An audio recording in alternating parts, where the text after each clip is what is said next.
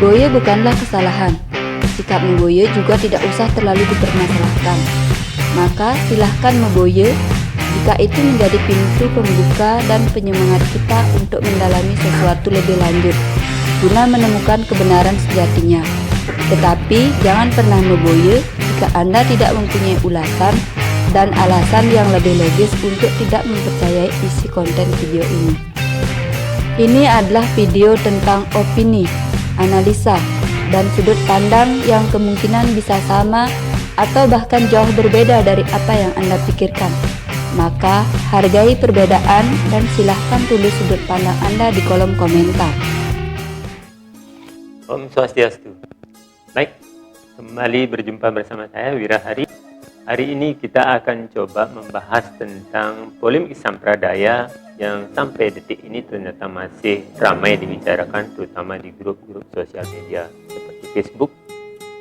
Dan ini seperti benang kusut yang semakin sembraut, seperti tidak ada titik temunya sama sekali. Padahal jika kita mau dari kedua belah pihak itu secara legowo duduk bersama, saling melihat sudut pandang masing-masing, saling melihat opini, mendengar opini, dan tidak selalu mencoba untuk membantah apa yang disangkakan kepada orang lain, tetapi coba untuk berbesar hati, membuka open minded kita untuk melihat fakta dan realita yang ada, terus juga saling mengisi, saling menambahkan kekurangan yang ada. Saya kira ya tidak benar-benar menjadi sebuah masalah.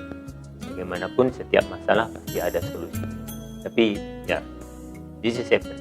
Inilah yang terjadi sampai saat ini, bahwa polemik sampradaya ini kian berlarut-larut sampai dengan detik ini. Memang dari setiap kekisruhan, setiap pertikaian, permusuhan hingga yang menimbulkan peperangan dan permusuhan itu selalu ada 3 faktor utama yang kita biasa kenal dengan 3T ya, yakni ada harta, tahta, dan juga kuasa yang selalu biasanya menjadi pemicu. Kita bisa ambil contoh misalnya dalam kisah Mahabharata, perang besar antara 2 bersaudara yakni Pandawa dan Kurawa, di mana mereka masih satu garis keturunan Wangsa Kuru. Itu pecah perang besar di antara keduanya gara-gara memperebutkan tahta atau kuasa. Di mana kita tahu dalam seri Mahabharata tersebut pihak Kaurawa itu berusaha untuk mengambil semua hak yang juga dimiliki oleh pihak Pandawa atas kerajaan Hastinapura, sehingga setelah berbagai macam diplomasi, berbagai macam cara diusahakan untuk melakukan perdamaian tersebut. Bahkan Sri Krishna sendiri menjadi diplomat menyampai pesan daripada Pandawa, tetapi apa yang kita tahu bahwa jangankan untuk memberikan 5 desa kepada masing-masing dari kelima Pandawa tersebut, karena mereka adalah seorang ksatria yang notabene juga harus melakukan tugas mereka adalah dalam bidang pemerintahan. At least jika memang tidak diberikan kerajaan, setidaknya mereka ingin 5 buah desa saja, sehingga mereka bisa menjalankan roda pemerintahan sebagai kepala desa. Tetapi Kaurawa bersikeras, jangankan untuk 5 buah desa, bahkan tanah seujung kuku pun tidak diberikan. Itu karena keserakahan, ingin berkuasa, ingin menguasai tahta, ingin menguasai kerajaan dari Hastinapura. Pecah perang yang kita tahu juga akhirnya endingnya tidak mengenakan. Nah, lain lagi kisah di Ramayana. Kita tahu Ramayana ini berkisah perang antara Rama dan Rahwana. Rahwana adalah raja dari kerajaan yang sangat makmur, yakni Alankapura, di mana diceritakan di sana bahkan beberapa bagian dari istana Rahwana ini kan dilapisi, karena memang wilayah Sri Lanka atau Alankapura itu merupakan wilayah yang kaya dengan sumber daya alam. Rahwana memiliki tahta atau kuasa, dan karena dia adalah seorang raja, tentu saja dia juga memiliki harta atau kekayaan yang sangat berlimpah. Tetapi sayangnya dia kekurangan cinta, walaupun dia sudah memiliki istri juga yang sangat setia yang bernama Madodari. Tetapi ketika ia diinformasikan oleh saudaranya Suparnaka, dia pernah menemukan seorang wanita yang sangat cantik, itu Ibu Dewi Sita, istri dari Sri Ramachandra, Rahwana jadi kepincut, tergoda dan oleh hasratnya ingin memiliki cinta dari Ibu Dewi Sita ini, sehingga dengan ketidakmampuannya untuk mengendalikan indria tersebut, didorong oleh hasrat cintanya, yang dia melakukan perbuatan konyol menculik Dewi Sita, dan ini menjadi pemicu penyebab utama Sri Ramachandra bersama sekutunya menyerbu kerajaan Alengka dan membinasakan Rahwana sendiri di kerajaannya Alengkapura. Nah, di zaman sekarang kita tahu juga ada beberapa negara besar itu melakukan ekspansi menyerang, perang antar negara itu diakibatkan oleh salah satu dari 3 T ini, yakni harta, penguasaan sumber daya alam yang melimpah seperti minyak, bumi atau emas, hasil tambang lainnya di dalam suatu negara itu diekspansi, artinya terjadi peperangan. Lagi-lagi karena 3 faktor ini, salah satunya yaitu harta. Nah, ketiga T ini yakni harta, tahta, kuasa ini memang semuanya saling kait-mengkait kalau kita mau jujur melihatnya. Orang berlomba-lomba untuk mencari jabatan atau kekuasaan, karena dalam kekuasaan itu ketika mereka bisa meraih jabatan atau kekuasaan itu, otomatis mereka juga akan bisa mendapatkan harta atau kekayaan dan juga cinta biasanya. Karena orang-orang yang berada dalam kedudukan tinggi biasanya ini seperti zaman sekarang itu kong kaling kong kebijaksanaan lah, melakukan kebijakan-kebijakan politis yang kadang menguntungkan para pebisnis, sehingga pebisnis itu biasanya dekat dengan kekuasaan. Orang berlomba-lomba juga mencari harta, karena dengan harta biasanya orang menjadi modal untuk mendapatkan kekuasaan. Orang ketika mempunyai uang atau beruang, biasanya cinta juga datang dengan sendirinya. Itu fakta yang tidak bisa kita elakkan sekarang, itu keterikatannya. Dan biasanya juga orang berlomba-lomba mencari cinta ini harus didukung oleh kekuasaan dan juga harta. Untuk bisa mempertahankan ini juga perlu modal kecintaan kita. Jadi harta dan cinta itu benar-benar merupakan sebuah rangkaian yang saling terkait satu dengan yang lainnya. Nah, apa yang ingin saya sampaikan dalam sesi ini adalah tentang konflik polemik sampradaya yang terjadi di tanah Bali ini. Tidak lepas juga kaitannya dengan 3 T yang saya maksudkan di atas. Ada faktor harta, tahta, dan juga cinta yang bermain di dalamnya. Sebagaimana yang pernah ditulis oleh seorang sahabat di laman Facebooknya, itu dia secara terang benderang menulis bahwasanya kita tidak bisa memungkiri kenyataan bahwasanya polemik sampradaya Hare Krishna ini yang terjadi di tahun 2020 ini. Jadi sebelumnya kan sudah terjadi beberapa kali ya. Di tahun 1984 saat Kejaksaan Republik Indonesia mengeluarkan surat edaran, surat keputusan tentang pelarangan barang-barang cetakan Hare Krishna, itu kan dipicu oleh gejolak seperti ini juga. Karena di sana pada waktu itu internet belum, tidak seperti sekarang ya, informasinya masih di akar rumput itu terpendam saja, tidak seperti sekarang ekspos. Tahun 2013 saya ingat sekali, itu juga sudah ada gesekan beberapa gejolak di sosial media, tetapi memang tidak sehebat yang terjadi sekarang. Pada waktu ini tahun 2020 juga, karena ini seperti yang coba dianalisa oleh seorang sahabat di Facebook, itu kan memang dikait-kaitkan dengan tokoh politik yang lain. Makanya saya katakan bahwa polemik ini juga ada kaitannya dengan ta yang pertama, yakni tahta atau kuasa, di mana beberapa politikus muda yang sedang melejit naik daun itu tiba-tiba diseret nama-namanya menjadi bagian dari polemik ini. Sampradaya ada Awika dikait-kaitkan dengan sampradaya Hare Krishna, dan juga ada tokoh figur GPS yang dikait-kaitkan dengan kelompok Sai Baba. Kenapa sahabat tadi menganalisa demikian? Karena memang dari apa yang terjadi, kalau kita secara fair juga mau melihatnya secara terbuka, kenapa 2 tokoh muda yang berpotensi menjadi politikus bagus di Bali ini tiba-tiba namanya diseret-seret. Tetapi fakta di lapangan itu Bapak Mang Upastike itu kan juga sering sekali, saya pernah juga mengikuti beliau membuka kegiatan di hari Krishna, tetapi tidak terlalu diserempet-serempetkan, karena mungkin Bapak Mangku Pastike itu sudah tidak dianggap terlalu berbahaya lah, tidak terlalu dianggap menjadi kompetitor dalam perebutan kekuasaan di tanah Bali. Tapi ya, sekali lagi itu adalah analisa, itu hanya sudut pandang. Pada akhirnya para sahabat sendiri yang bisa melihat faktanya bagaimana, kenyataannya bagaimana. Nah, faktor selanjutnya, yang kedua, yakni harta. Polemik sampradaya ini juga dianalisa sebagai bagian dari faktor kedua, yakni harta. Ada orang-orang yang merasa bahwa sumber pendapatan, kenyamanan mereka melakukan usaha, mencari harta, mencari kekayaan, saat ini sedang digembosi beberapa hal tradisi yang sudah biasa menurun, mungkin di sana menjadi sumber pendapatan beberapa kalangan yang memang melakukan tersebut. Tiba-tiba ada kegiatan atau budaya serupa, misalkan Agnihotra, penyederhanaan beberapa Banten atau beberapa cara adat istiadat itu disederhanakan demikian rupa sehingga ya itu berdampak secara tidak langsung terhadap income atau pendapatan dari beberapa kalangan yang jelas-jelas merasa terganggu oleh hal-hal yang dirasa kurang bersesuaian dengan adat istiadat yang berlaku.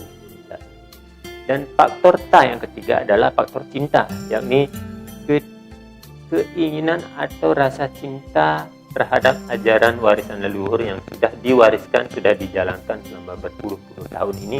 Tiba-tiba merasa ada yang merendahkan, merasa ada yang menganggap salah, sehingga dengan itu bagaimanapun yang namanya keyakinan itu sifatnya kan sangat pribadi sekali, sangat sensitif sekali, sehingga ketika ada orang yang merasa dirinya terlalu lebih tinggi, ajarannya selalu lebih benar, lebih suci dan lain sebagainya, tentu saja ini akan menimbulkan perlawanan, menimbulkan gejolak, and it happen. Itulah yang terjadi saat sekarang ini. Saya sudah mengikuti polemik ini sejak tahun 2013. Pada waktu itu internet memang belum berkembang seperti sekarang, tetapi saya ingat sekali saya beberapa kali menulis di laman sosmed saya, itu mengingatkan kepada teman-teman saya yang mengikuti sampradaya kesadaran Krishna, karena gejolaknya memang saya rasakan dari dulu. Saya kenal gerakan kesadaran Krishna ini di tahun 2000. Saya tidak menjadi aktivis, saya tidak bergabung, tetapi saya senang mengikuti kegiatan-kegiatannya. Dalam perayaan, membaca Bhagavad Gita, saya senang sekali. Dan kebetulan saya juga mempunyai, saya kira istadewata saya adalah Sri Wisnu atau Narayana atau Sri Krishna. Jadi saya memuja Sri Krishna sebagai istadewata saya. Tetapi saya berbeda dengan mereka karena mereka biasanya menempatkan Krishna itu sebagai satu-satunya Tuhan tinggi ya. Tuhan Krishna adalah Tuhan, tetapi dalam pandangan saya pribadi, Tuhan ya yang Maha Kuasa, dan Krishna adalah wujud yang pernah dipakai oleh Tuhan, yaitu Ida Sang Yang Widiwasa, dalam memberikan teladan, memberikan contoh kepada kita sebagai umat manusia di bumi. Jadi bagi saya pribadi, Krishna bukanlah satu-satunya Tuhan, tidak seperti dalam pandangan mereka. Tidak ada yang salah sebenarnya. It's okay jika menganggap Tuhan sebagai Krishna Parameswara yang Maha Tinggi, tetapi tentu saja ada tempat, ada situasi khusus untuk kita meyakini hal tersebut.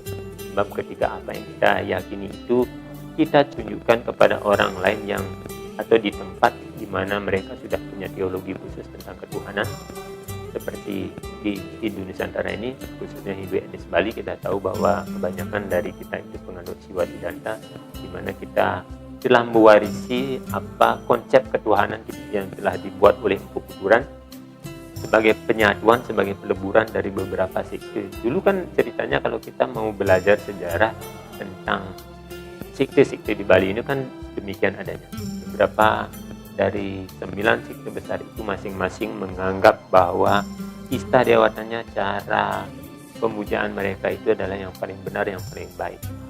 Sehingga agar tidak terjadi polemik berkepanjangan pada waktu itu, lewat Raja Pemerintahan Udayana dengan purohitannya Empu Kuturan melakukan diskusi, duduk bersama dan merumuskan hal tersebut, sehingga menjadikan agama seperti yang kita warisi sekarang. Dan itu sudah, saya kira semua orang juga sudah tahu, itu menjadi final decision, keputusan akhir yang kita bisa terima dan bisa kita rasakan berpuluh-puluh tahun sampai saat ini. Itu menimbulkan ya kenyamanan dalam kita beragama, walaupun memang mungkin ada plus minusnya, tentu sudah pasti itu. Kalau ada plus pasti ada minusnya yang perlu ditambahi atau beberapa hal perlu dibenahi. Tetapi tentu kita tidak mau lagi seperti dulu polemik-polemik muncul hanya karena superioritas, merasa arogansi kita menganggap bahwa keyakinan kita yang paling tinggi, yang paling baik, sedangkan yang lain adalah kurang benar atau lain sebagainya. Nah, inilah yang terjadi kembali di tanah Bali seperti saat sekarang, karena beberapa oknum pengikut Sampradaya, khususnya Sampradaya Hare Krishna ini, menonjolkan atau menunjukkan sikap yang dalam tanda kutip seolah-olah ingin menonjolkan ajaran yang mereka yakini itu sebagai yang lebih tinggi atau yang lebih benar.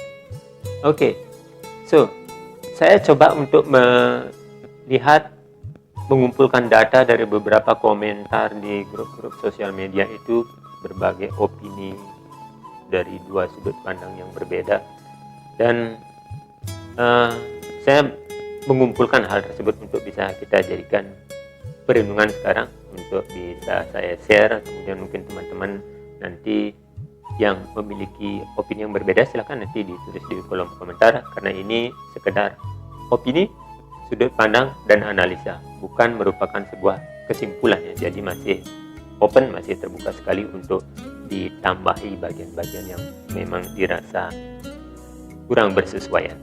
Ini tentu saja namanya pendapat, kita bisa berbeda-beda ada.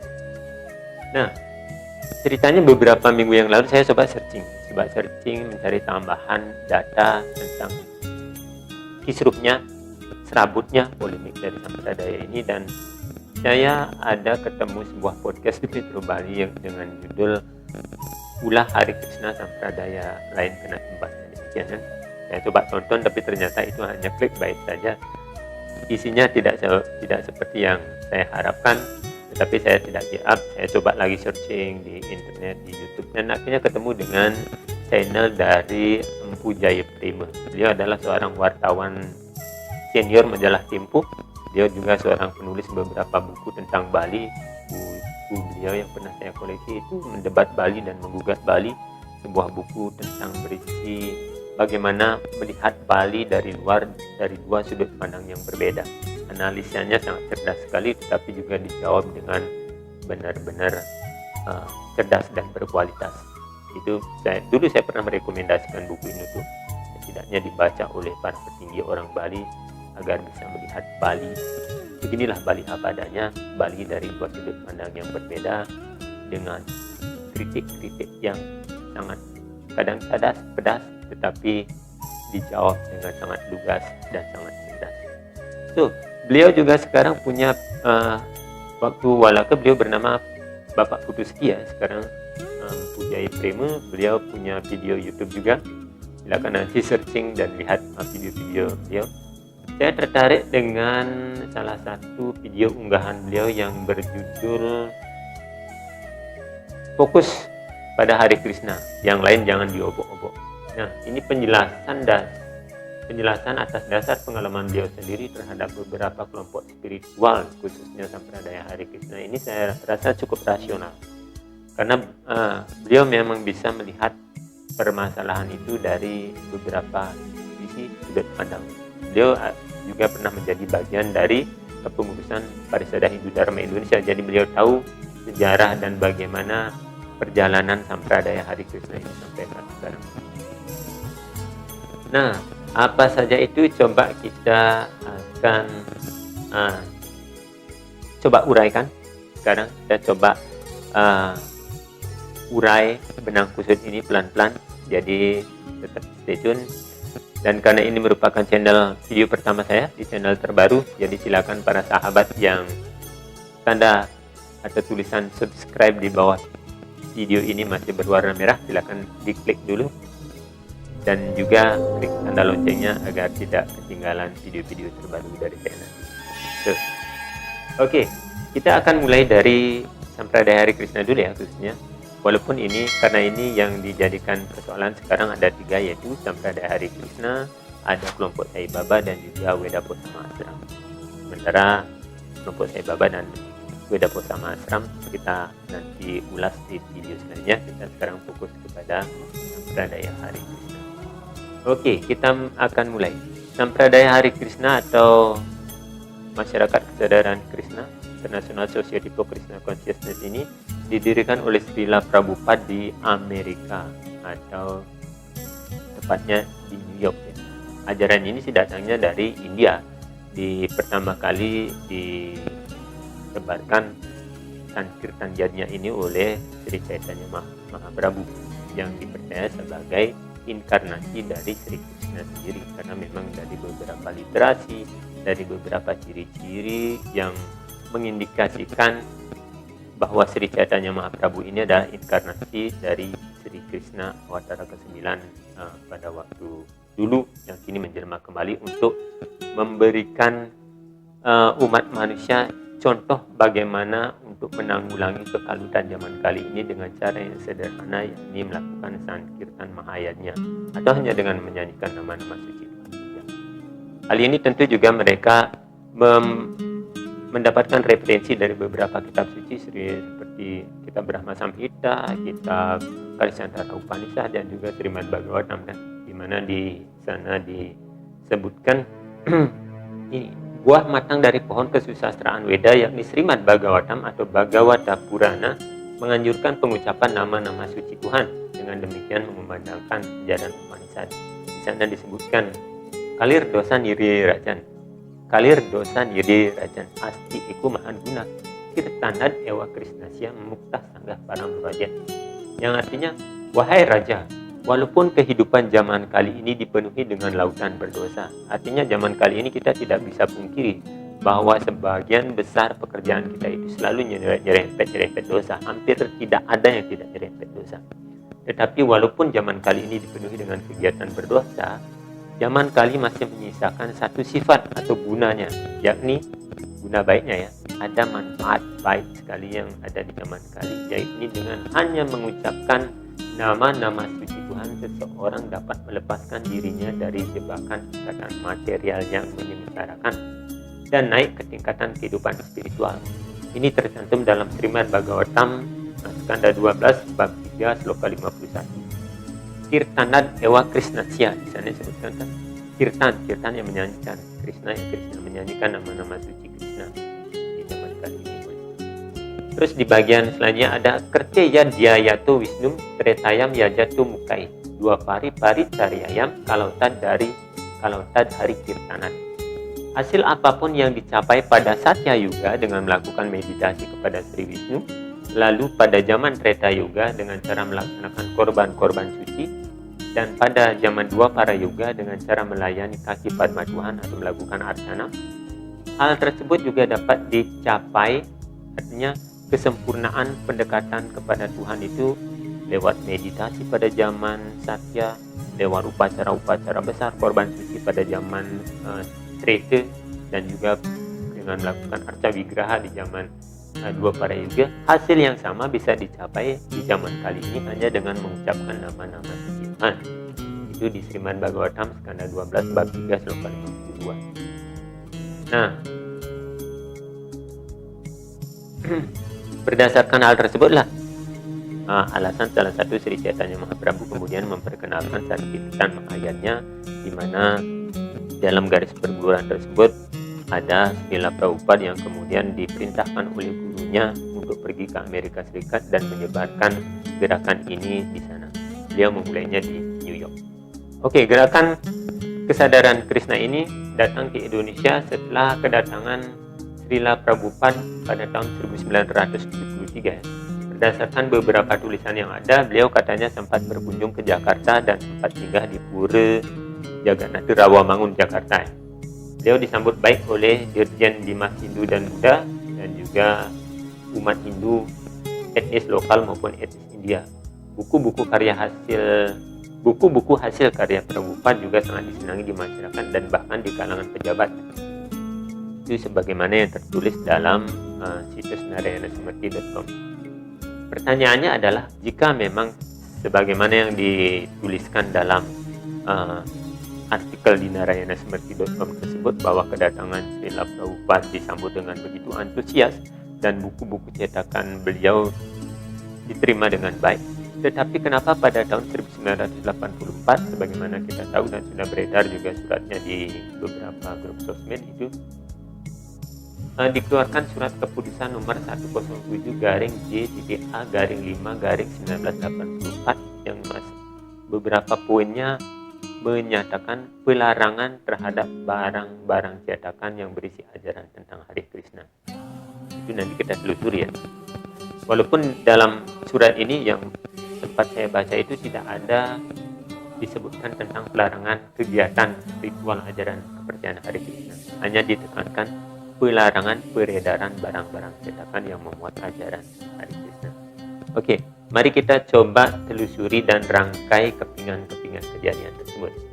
Dari sejak kedatangan Srila Prabhupada pada tahun 1973 sampai dengan dikeluarkannya SK Kejari tahun 1984, itu artinya ada sekitar 11 tahun. Artinya ada 11 tahun rentang perjalanan waktu tersebut.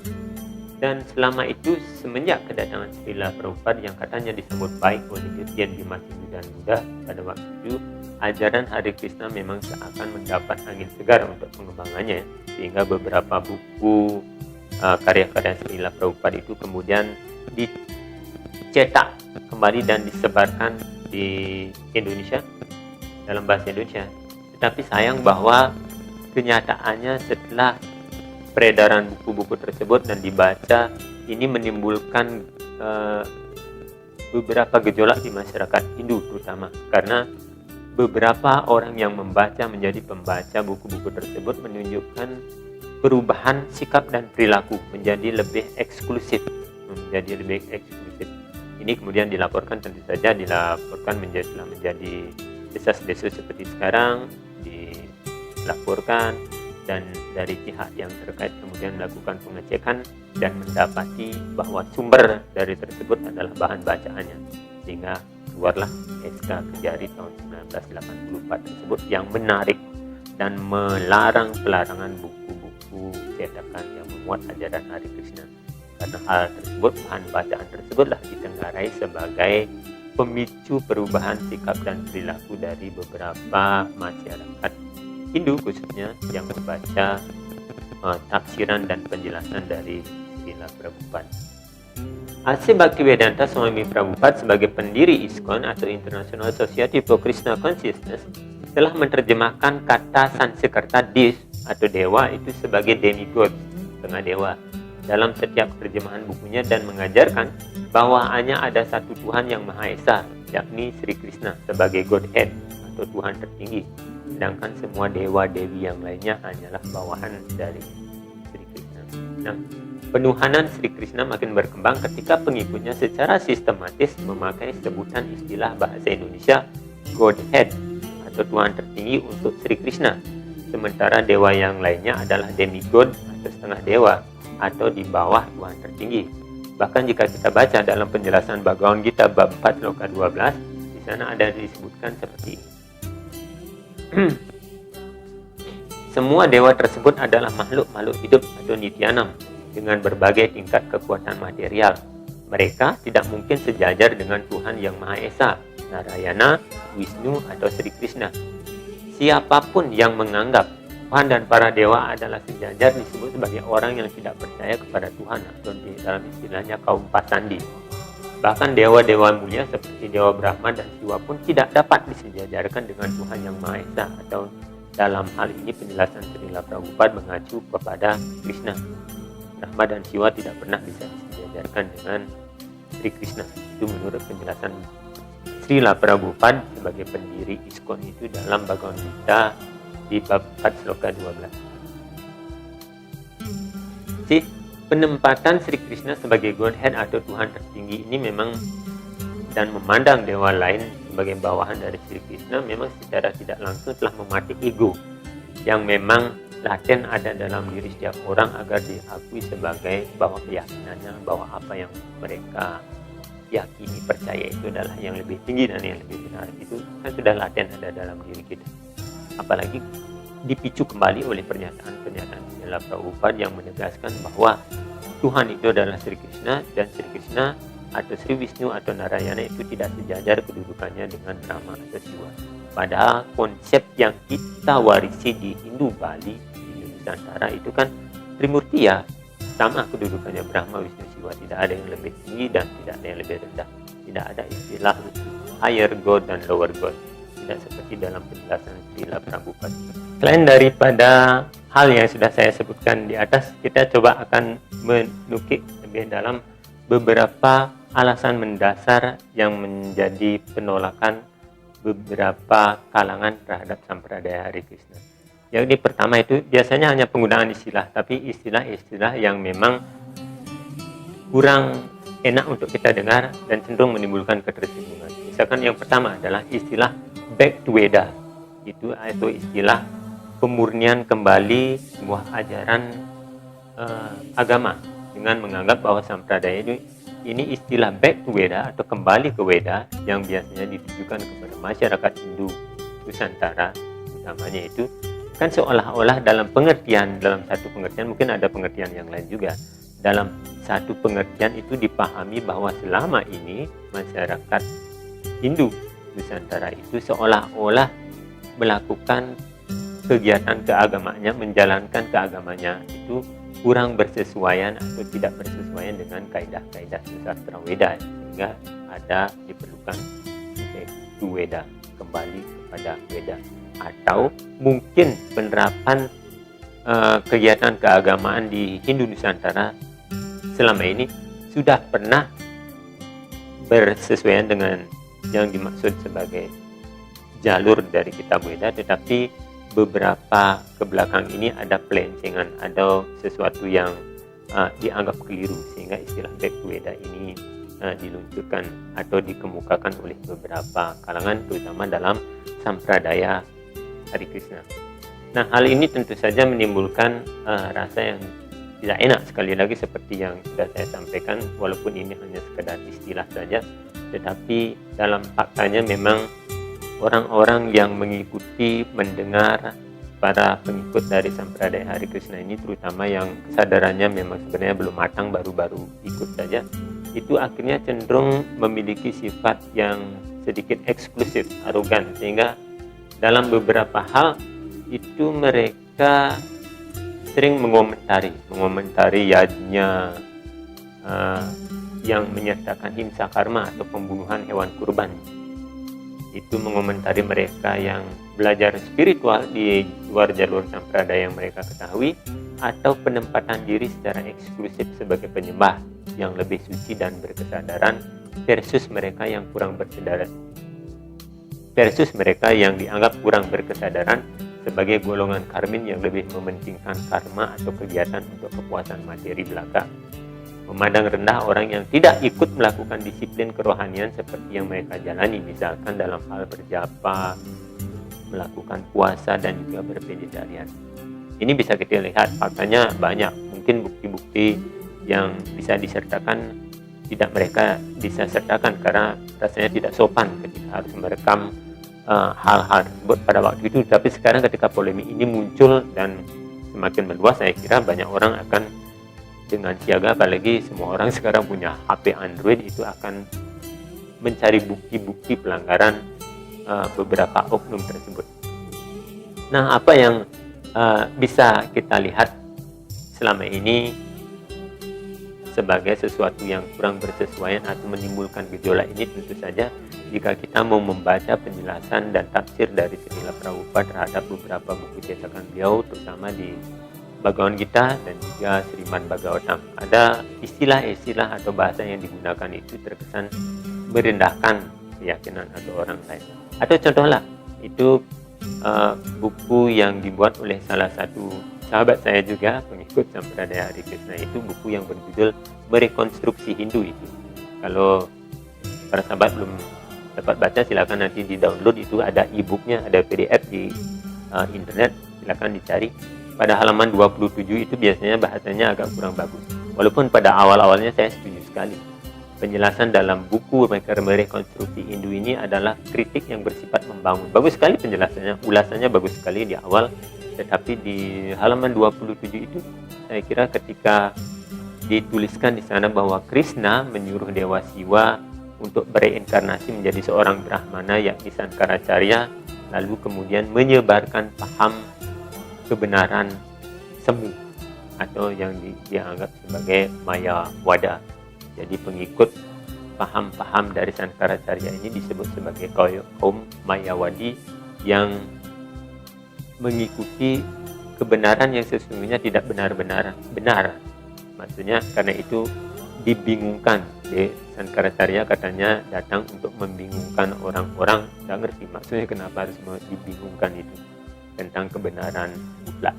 Nah, disinilah ada sebuah perbedaan yang signifikan ketika di halaman-halaman selanjutnya kita bisa lihat baganya dari buku Rekonstruksi Hindu beberapa ajaran yang dikatakan telah menjadi distorsi dari apa yang dilakukan oleh masyarakat Hindu Nusantara. Misalkan dalam pengertian Tuhan atau Brahman, dalam pengertian moksa, pengertian jiwa, karma, dan beberapa hal lainnya. Nanti silakan untuk yang ingin mendalami lebih lanjut lagi, silakan dibaca ulasan dalam buku tersebut. Oke, kemudian istilah kedua yang juga dipergunakan oleh Srila Prabhupada dan ini membuat kontroversi di masyarakat adalah pelabelan Bhagavad Gita dengan nama as it is atau sesuai dengan aslinya. Sebagaimana yang juga sempat diopinikan oleh Empu Jaya Prema, itu bagaimana makna as it is atau aslinya ini seolah-olah, sekali lagi seperti istilah back to Veda itu, telah menimbulkan salah penafsiran atau memunculkan salah tafsir. Karena ketika ada yang namanya kita, oh ini merek yang asli, berarti pasti ada yang palsu atau tidak asli. Nah, pengklaim atau mengakui bahwa hanya Bhagavad Gita karya Srila Prabhupada saja yang asli ini secara otomatis atau mungkin secara tidak langsung telah memberikan ruang penafsiran bagi yang lain bahwa karya-karya Bhagavad Gita yang disusun oleh orang lain itu tidak asli alias palsu.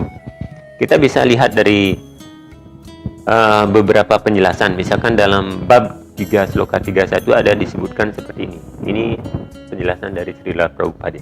Ada banyak filsuf yang menulis komentar tentang Bhagavad Gita tetapi tidak percaya pada Krishna sebagai personal God. Mereka tidak akan pernah dibebaskan dari belenggu tindakan yang membuahkan hasil. Di dalam penjelasan bab 4 juga kita temukan kalimat seperti ini.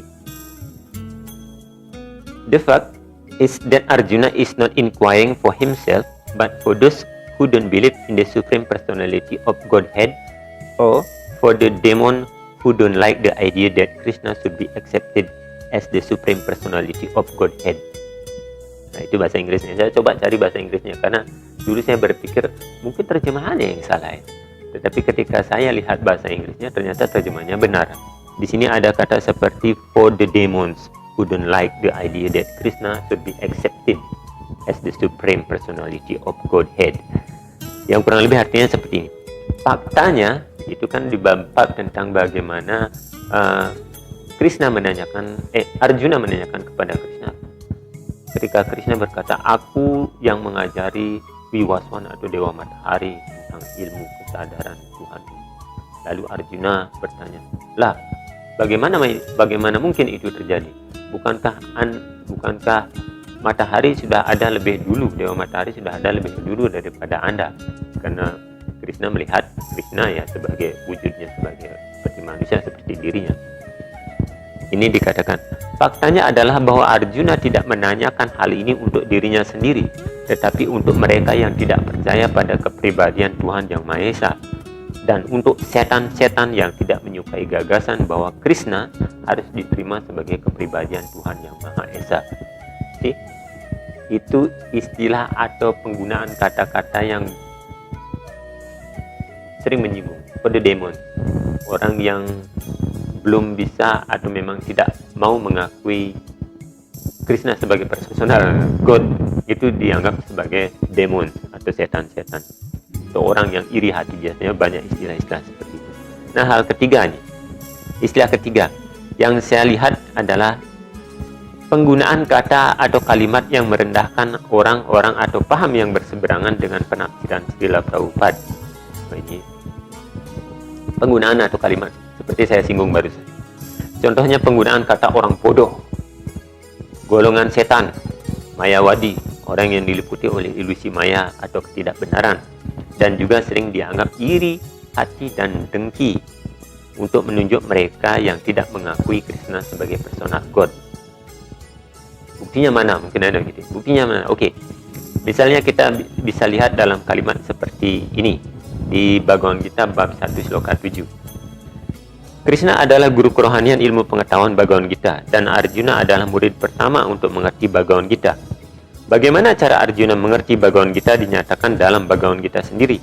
Namun sarjana-sarjana duniawi yang bodoh menjelaskan bahwa seseorang tidak perlu menyerahkan diri kepada Krishna sebagai kepribadian, melainkan kepada yang tidak dilahirkan yang ada dalam Krishna. Tidak ada perbedaan antara diri Krishna dan luar Krishna. Orang yang tidak dapat memahami pengertian tersebut adalah orang yang paling bodoh dalam usaha mengerti Bhagavad Gita. Silakan nanti baca penjelasan Bhagavad Gita as it is dalam bab 4 sloka 2 sampai dengan 5. Contoh kalimat yang lainnya bisa kita lihat dalam Bhagavad Gita sloka 1 bab 1 sloka 12. Teori para mayawadi bahwa sesudah pembebasan sang roh yang individual yang dipisahkan oleh tutup maya atau hayalan akan manunggal ke dalam Brahman yang tidak bersifat pribadi dan akan kehilangan keberadaan individualnya. Hal ini tidak dibenarkan di sini oleh Krishna. Cara orang yang bukan penyembah mendekati ajaran Bhagavad Gita adalah seperti cara lebah menjilat botol berisi madu. Seseorang tidak dapat merasakan madu itu kecuali ia membuka botol. Begitu pula sifat Bhagavad Gita hanya dapat dimengerti oleh penyembah.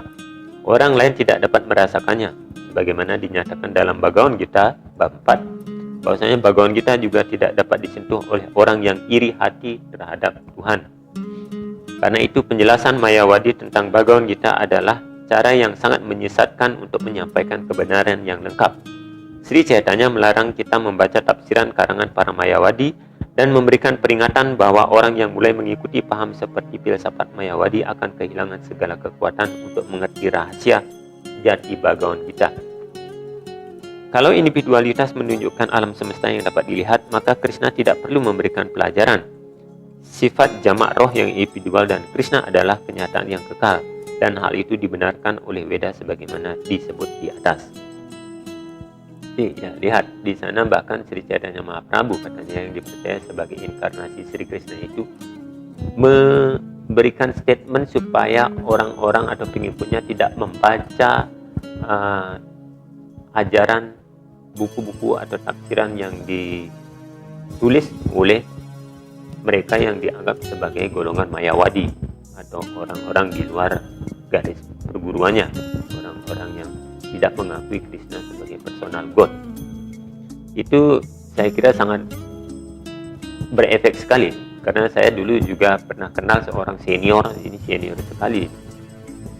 Dia tahu bahwa saya sering mengikuti perayaan di sana, saya mengikuti disiplin-disiplin dalam Hare Krishna, tetapi saya tidak mengambil garis perguruan di sana. Saya berguru di kelompok yang lain. Dia tahu itu. Makanya dia sering menyindir saya dengan kata, ya buat apa terlalu banyak membaca buku-buku spiritual yang lain. Buku karya Srila Prabhupada cukup untuk membaca dan menjawab semua pertanyaan kegelisahan di kehidupan ini. Itu dia bilang. Hal selanjutnya yang sering menjadi dan terjadi bagi kelompok Hare Krishna yaitu penggiringan dalam setiap penjelasan yang menjadi tafsir sloka Bhagavad Gita. Ada terlihat sebuah penggiringan agar pembaca akhirnya mau menerima pengetahuan Bhagavad Gita ini hanya dari garis perguruan Gaudiya Sampradaya atau ISKCON saja. Walaupun di sana juga ada penjelasan bahwa di zaman kali ada 4 perguruan atau sampradaya utama yang menurut mereka dibenarkan oleh susastra, yakni Sri Sampradaya, Brahma Sampradaya, Catur Kumara Sampradaya, dan Rudra Sampradaya. Penafsiran dalam kalimat itu memang secara tidak langsung akan memberikan ruang tafsir bagi yang lain bahwa di luar keempat sampradaya yang diakui oleh kesusastraan versi ajaran Hari Krishna ini itu tidak bona fide, tidak harusnya dihindari. Saya rasa tafsir inilah menjadi salah satu alasan kenapa pengikut Hari Krishna yang saya temui itu, walaupun tidak semua, saya punya banyak teman juga yang mengikuti Hari Krishna ya, yang sudah berkesadaran, tetapi orang-orang yang pemula ini biasanya saya sering begitu, karena saya jarang-jarang ya, di awal-awal saya senang mengikuti, sering datang ke perayaan, tetapi terakhir belakangan jarang, dan ketika kesana lagi saya dianggap sebagai pemula, penyembah baru, artinya yang baru-baru ini sering cerewetnya bukan main. Ditanya sudah diksa, gurunya di mana, bla bla bla banyak. Dan mereka juga biasanya kurang respect ketika kita kasih tahu saya berguru di kelompok yang lain. Mereka pasti berusaha untuk meyakinkan bahwa di sini di dalam kelompok mereka itu adalah yang terbaik. Tentu saja menganggap diri, kelompok atau keyakinan kita yang terbaik itu tidak salah sama sekali. Yang salah adalah ketika kita melihat atau menganggap keyakinan orang lain itu tidak lebih baik atau lebih rendah daripada yang kita. Kalimat seperti ini bisa kita lihat juga dalam penjelasan Bhagavad Gita bab 1 sloka 7 ya. Disebutkan seperti ini. Karena itu kebijaksanaan Weda menasihatkan bahwa kita harus mendekati seorang guru kerohanian dalam garis perguruan untuk memecahkan hal-hal yang membingungkan dalam hidup dan mengerti ilmu pengetahuan penyelesaian masalah-masalah itu. Hal ini dipertegas kembali dalam penjelasan Bhagavad Gita bab 1 sloka 8 seperti ini. Bantuan hanya dapat diberikan oleh seorang guru kerohanian seperti Krishna. Karena itu kesimpulannya adalah bahwa seorang guru kerohanian yang 100% sadar akan Krishna adalah guru kerohanian yang dapat dipercaya, sebab beliau dapat memecahkan masalah-masalah hidup. Sri Chaitanya menyatakan bahwa orang yang sudah menguasai ilmu pengetahuan kesadaran Krishna adalah guru kerohanian yang sejati, apapun kedudukannya dalam masyarakat. Tidak menjadi soal apakah seorang menjadi wipra, sarjana yang berpengetahuan tentang kebijaksanaan Weda, atau dilahirkan dalam keluarga yang lebih rendah, atau berada pada tingkat melepaskan ikatan terhadap hal-hal duniawi dalam hidup. Kalau ia menguasai ilmu pengetahuan tentang Krishna, ia bisa menjadi guru kerohanian yang sempurna. Tanpa menguasai ilmu pengetahuan kesadaran Krishna, tidak seorang pun bisa menjadi guru kerohanian yang bisa dipercaya. Juga dinyatakan dalam kesusastraan Weda. Seorang Brahmana ahli dalam segala bidang pengetahuan Weda tidak memenuhi syarat untuk menjadi guru kerohanian kalau ia tidak menjadi Vaishnava atau ahli dibilang ilmu pengetahuan tentang kesadaran Krishna. Oh, ini di Vaishnava itu maksudnya kan pemuja Wisnu, tetapi di sini dijelaskan sebagai orang yang tidak mengetahui kesadaran Krishna. Walaupun memang antara Wisnu, Narayana dan Krishna itu menjadi satu. Jadi satu bagian. Jadi pengertian sadar akan Krishna dalam tafsiran Srila Prabhupada ini adalah bahwa manusia seharusnya menyadari bahwa Tuhan yang merupakan sumber segala sesuatunya di semesta ini adalah Krishna. Hal ini mengacu pada sloka dari Brahma Samhita, yaitu Iswara Parama Krishna Sacit Ananda Wigraha Anadir Adir Govinda Sarwa Karanam Karanam. Jadi jelas ya bahwa dalam pengertian sampradaya Hari Krishna, Krishna itu adalah Tuhan yang tertinggi, bukan awatara daripada Sri Wisnu, bukan awatara Tuhan, tetapi Tuhan itu sendiri. Sehingga dalam pengertian ini hanya orang yang telah mengakui dan menyadari kalau Tuhan itu adalah Krishna, ia dikatakan memiliki syarat sebagai guru kerohanian. Pertanyaannya adalah lantas bagaimana dengan orang-orang di luar tersebut? Apakah tidak memenuhi persyaratan untuk menjadi guru kerohanian? Selain itu ada juga ini dalam sebuah laman Facebook saya dapat kopi, ada yang menuliskan seperti ini, seorang pengikut Hari Krishna. Perguruan rohani Weda atau parampara yang dikenal dengan sebutan sampradaya. Hanya ada 4 sampradaya dalam zaman Kali Yuga, bahwa kebenaran mutlak atau Tuhan Yang Maha Esa turun melalui 4 sampradaya atau perguruan rohani. 4 perguruan paramparam sebagaimana tersebut dalam Padma Purana sebagai berikut. Sampradaya Wihineye Matrastiwi Palamataha Atah Kalau Bawisyami Catwara Sampradaya Sri Brahma Rudra Sanaka Vaisnava Ksiti Pawana Catwaraha te kalau bawahi utkali purushotamaha Ramanujam Sri Sikhakrimad Wacaryam Caturmuka Sri Wisnu Swami Rudro Nimbalinyam Catur Sanaka. Artinya orang yang mengucapkan mantra atau doa tetapi tidak menerima mantra ini dari salah satu 4 garis perguruan rohani yang bona fide ini, maka dia kurang lebih hanya membuang-buang waktu atau fruitless. Dengan demikian di dalam Kali Yuga akan ada 4 guru yang penting yang mewakili masing-masing dari 4 sampradaya Waisnawa ini, yang dikenal sebagai Sampradaya Sri, Brahma, Sanat Kumara, dan juga Rudra Sampradaya. Sampradaya Sri atau Laksmi, saksi dari Sri Wisnu, memilih Ramanuja untuk mendirikan sampradayanya. Dewa Brahma berkepala 4 memilih Madhwa Sampradaya, sedangkan Sampradaya Rudra atau Siwa memilih Wisnu Swami, dan 4 sana atau Sanaka, Sanandana, Sanatana, dan Sanat Kumara, Catur Kumara itu memilih Nimbarka sebagai pelanjut dari garis perguruan. Di dalam ayat ini ada rahasia pengetahuan Weda, kebenaran esoterik dari Tuhan Yang Maha Esa turun melalui 4 garis perguruan rohani ini. Hal kelima yang biasanya sering menjadi pertentangan di masyarakat antara masyarakat Hindu etnis Bali di Nusantara dan juga pengikut ada Hare Krishna adalah ketika Srila Prabhupada itu menempatkan Sri Wisnu Narayana tidak sejajar, tidak setara dengan Dewa Brahma atau Dewa Siwa. Padahal dalam Hindu konsep di Nusantara kita tahu bahwa kedudukan Brahma, Wisnu, dan Siwa itu adalah sama-sama satu level, setara dan sejajar. Tapi dalam pengertian Srila Prabhupada itu Sri Wisnu jauh lebih tinggi daripada Dewa Brahma dan juga Dewa Siwa. Kita bisa lihat dalam penjelasan ini. Nama suci Tuhan berbeda dengan nama Dewa. Hanya nama suci Tuhan yang dapat memberikan pembebasan dari ikatan kelahiran dan kematian dan mencapai tujuan tertinggi dari ajaran Dharma. Karena nama, wujud, kegiatan atau lila, sabda Tuhan saja yang dapat memberikan moksa. Nama-nama suci Tuhan berbeda dengan nama Dewa. Dalam Padma Purana Bumi Kanda 25.16 mempertegas hal ini. Siwasya Sri Wisnurya Iha guna nama di Sakalam Divya Binan Pasyet Sakalu Hari Namahita Karaha. Artinya, adalah suatu kesalahan apabila seseorang menganggap nama-nama dan wujud para dewa sama dengan nama serta wujud Tuhan. Orang yang cerdas melihat perbedaan atau binam antara para dewa dengan Tuhan.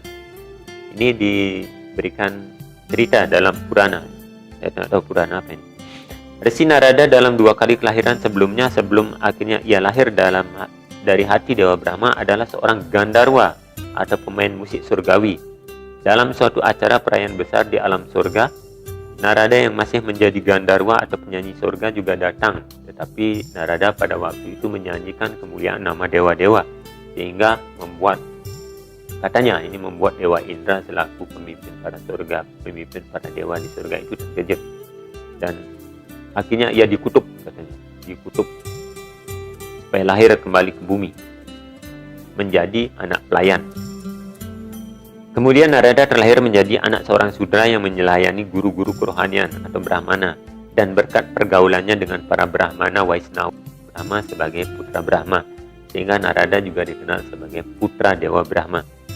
Dalam kisah ini kita dapat memahami bahwa nama-nama suci Tuhan yang dapat memberikan pembebasan dari ikatan kelahiran guna mencapai tujuan tertinggi.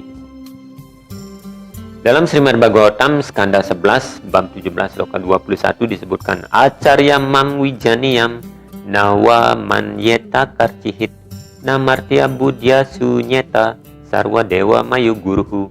Artinya, seseorang harus mengetahui bahwa acarya atau guru kerohanian itu sebagai diriku dan tidak pernah tidak menghormatinya dengan cara apapun. Seseorang harusnya tidak iri padanya atau bahkan menganggapnya sebagai manusia biasa, karena sesungguhnya mereka adalah wakil dari semua dewa. Dalam doanya kepada guru kerohanian, Srila Wiswanata Cakrawati Thakur menegaskan bahwa semua kitab suci yang diwahyukan menerima guru kerohanian identik dengan personalitas Tuhan Yang Maha Esa, karena dia adalah hamba Tuhan yang sangat disayangi dan dirahasiakan. Nah, kemungkinan dari sloka ini juga yang membuat para pengikut Hare Krishna itu sepertinya lebih respect kepada guru kerohanian mereka dan juga tentu saja kepada Krishna sebagai Godhead atau Tuhan yang tertinggi. Sehingga karena memang guru-guru mereka itu dianggap sebagai wakil Tuhan, dikatakan begini, wakil dari para dewa bahkan. Sehingga rasa tunduk hati mereka itu luar biasa sekali pada guru-gurunya. Dan itu biasanya yang jadi sering diramaikan, sering diperguncingkan, bahkan jadi bully-bulian di media sosial ya, ketika pendiri dari ISKCON ini, guru mereka Srila Prabhupada itu ditempatkan seperti dewa, laksana dewa, ditaruh di pelangkiran. Ya sumbernya ya ini dari Srimad Bhagavatam itu. Salah? Ya tentu saja tidak salah, tetapi juga tidak benar, tergantung dari mana kita melihatnya, sudut pandangnya dari mana. Nah, sumber lainnya juga bisa kita lihat dari pernyataan ini ya. Di narayanasmrti.com juga sempat saya temukan kalimat seperti ini. Perbedaan Tuhan dan Atman dalam ajaran Hare Krishna sangat jelas. Hare Krishna menolak pendapatnya mengatakan bahwa Atman dan Brahman atau Tuhan itu sama. Tuhan adalah Tuhan dan Atman tetaplah Atman yang semuanya adalah individual terpisah yang secara kuantitas sama tetapi kualitas berbeda.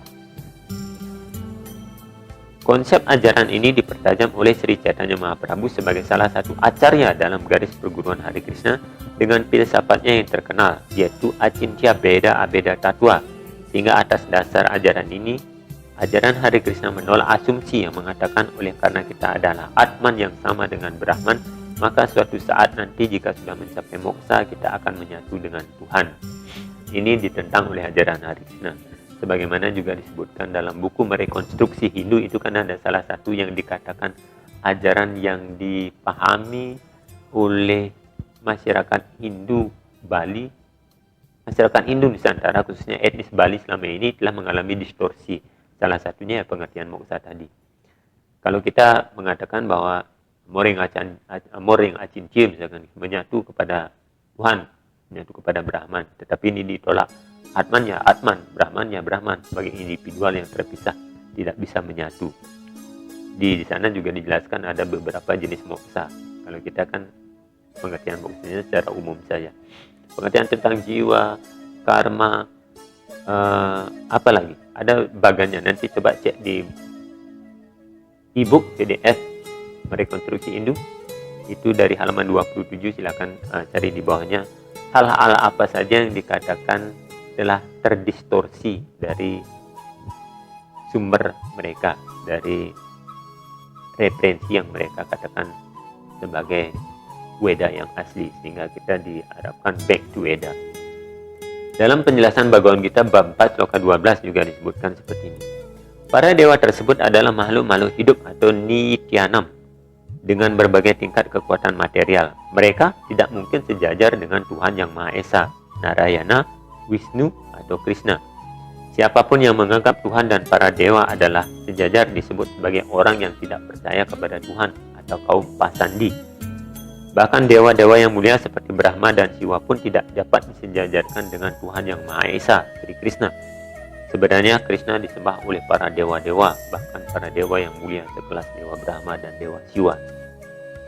Itu silakan baca kalau tidak percaya di bab 4 sloka 12. Nah, hal selanjutnya yang sering menjadi polemik di masyarakat itu adalah cara penyebaran ajaran yang cukup masif lewat book distribution yang terkadang membuat risih karena pada saat menjajakan buku itulah beberapa oknum mungkin akan keseliu lidah dalam usaha untuk meninggikan dan mengagungkan ajarannya. Nah, ini adalah salah satu-satunya kelompok spiritual yang melakukan pengkabaran, itu seperti istilah Krishna itu pengkabaran, melakukan dakwah sambil mendistribusikan, menjual buku-bukunya, karena itu instruksi langsung dari Srila Prabhupada ya.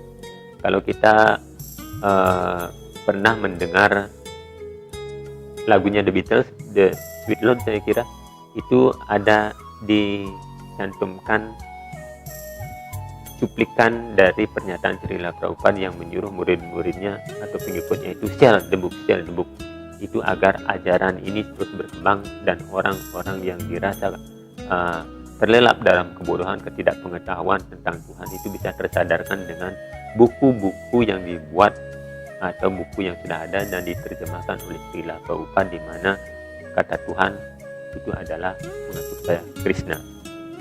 Itu cara penyebarannya, sangat masif juga. Sering biasanya kalau sebelum polemik ini terjadi kan mereka melakukan sankirtan di tempat-tempat umum ya, biasanya di lapangan terbuka RTH atau di pantai dan lain sebagainya. Itu sebenarnya tidak membuat risih ya.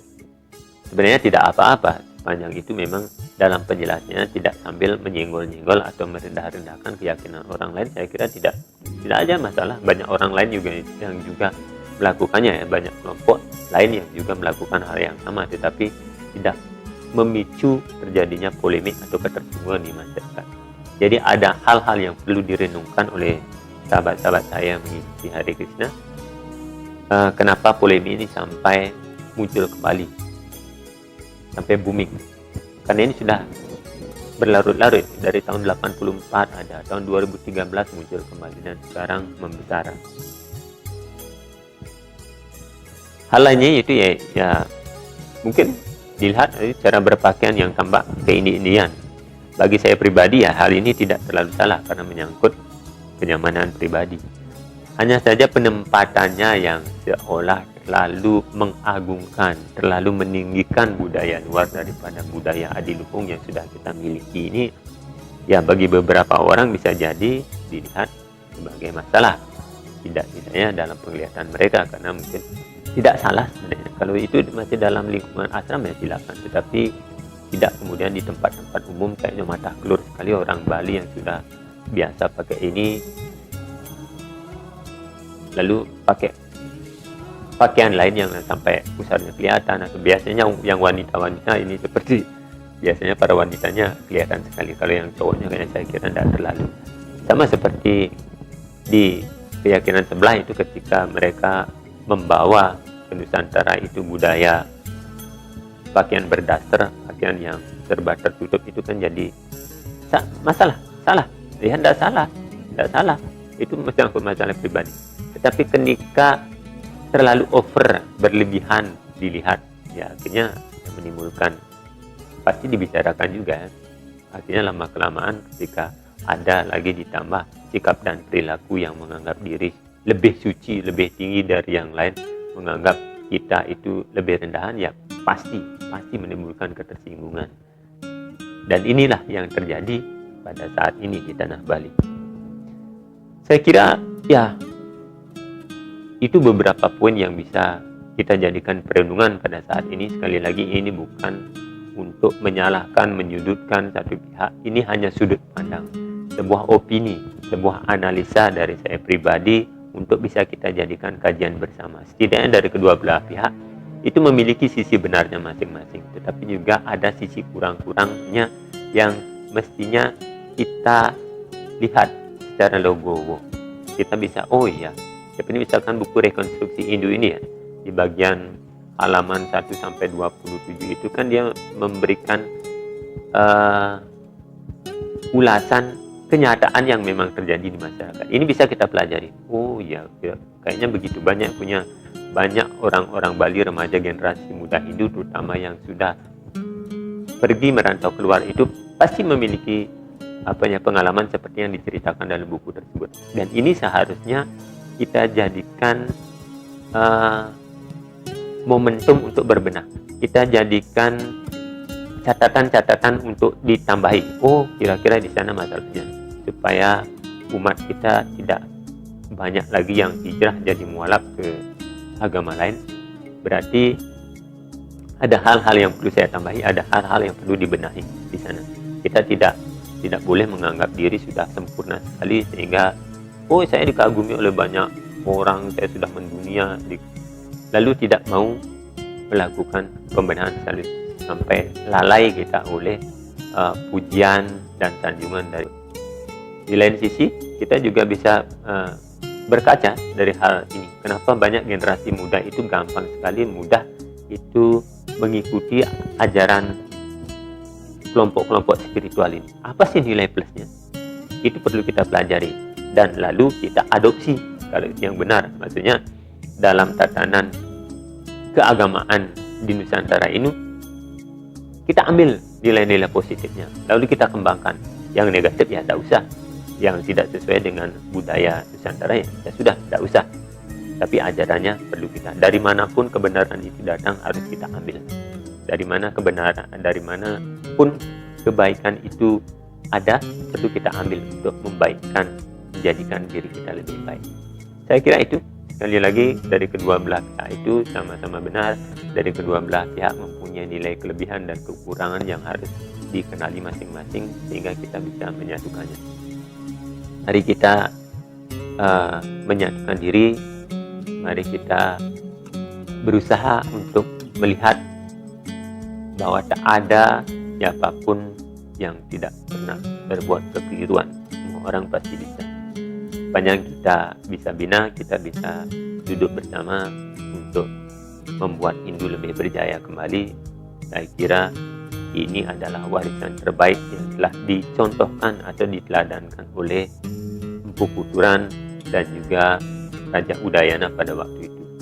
Semoga Bali tetap jaya, semoga Hindu juga tetap jaya di tanah Bali dan tanah Nusantara ini, sehingga kita yang lahir menjadi Hindu membawa DNA dan gen sebagai penganut keyakinan Sanatana Dharma bisa tetap bersatu dan rukun.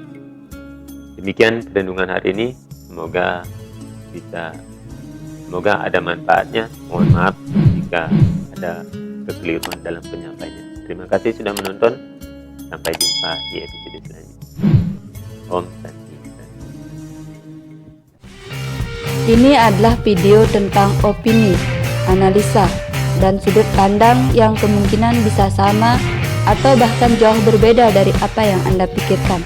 Maka, hargai perbedaan dan silahkan tulis sudut pandang Anda di kolom komentar.